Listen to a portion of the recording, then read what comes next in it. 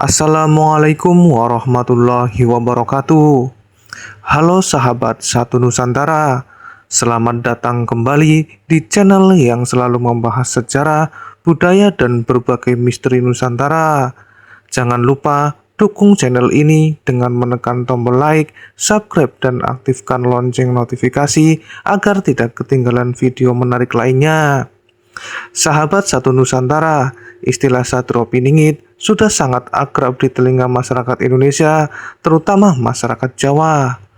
Nama ini sering dikaitkan dengan sosok pemimpin yang diyakini akan muncul pada masa penuh kekacauan dan membawa perubahan besar bagi negeri ini.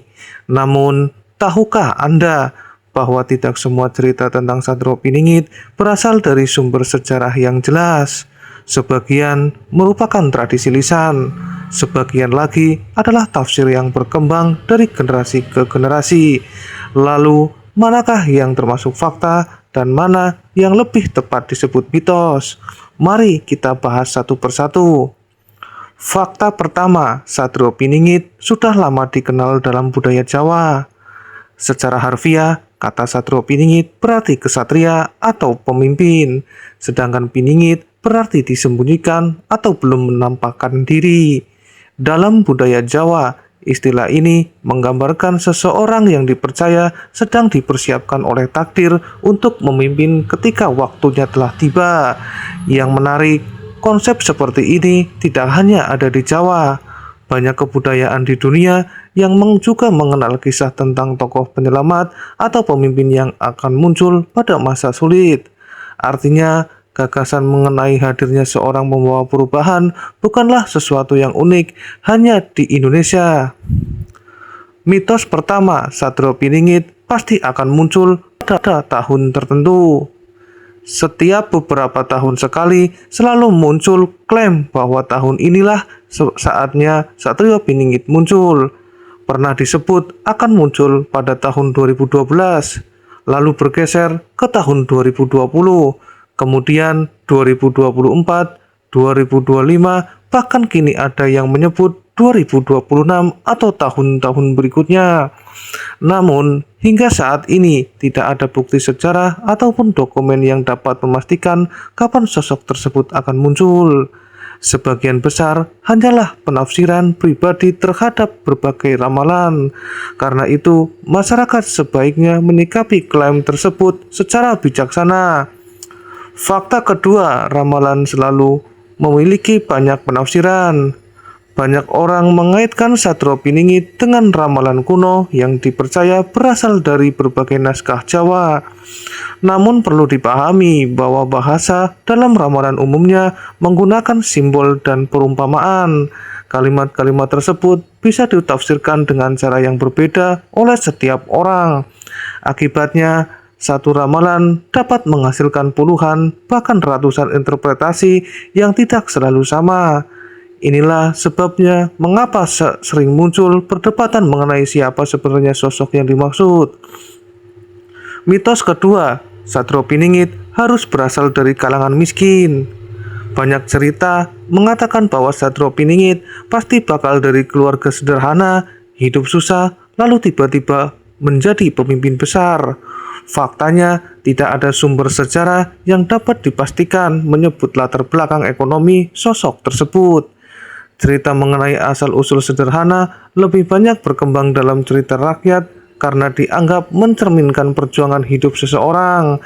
Karena itulah, kisah tersebut lebih tepat dipandang sebagai bagian dari tradisi budaya daripada suatu fakta sejarah yang dapat dibuktikan.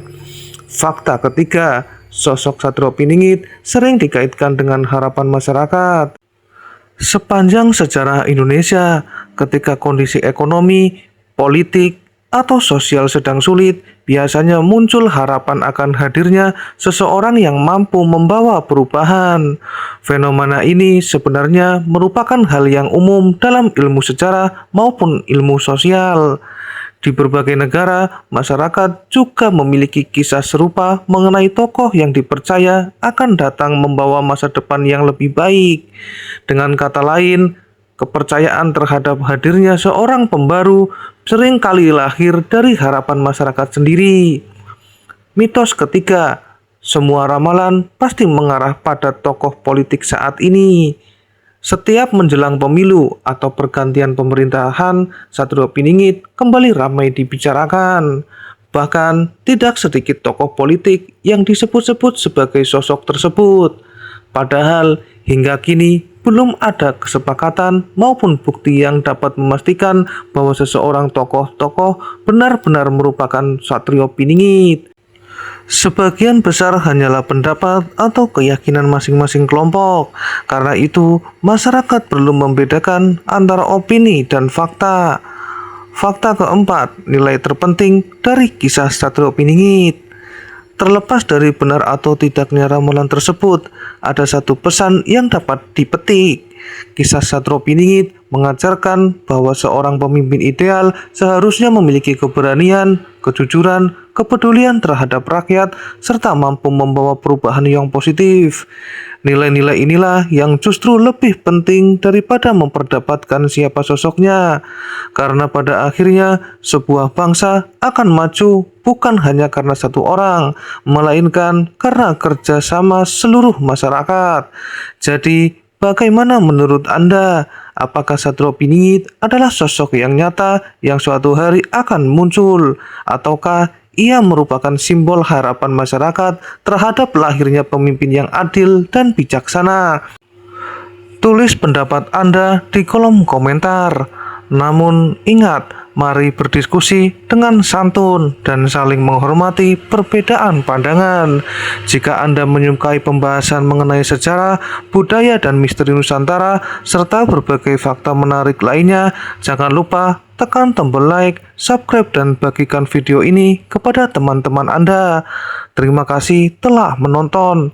Sampai jumpa pada video berikutnya. Salam hangat dari satu Nusantara. Wassalamualaikum warahmatullahi wabarakatuh.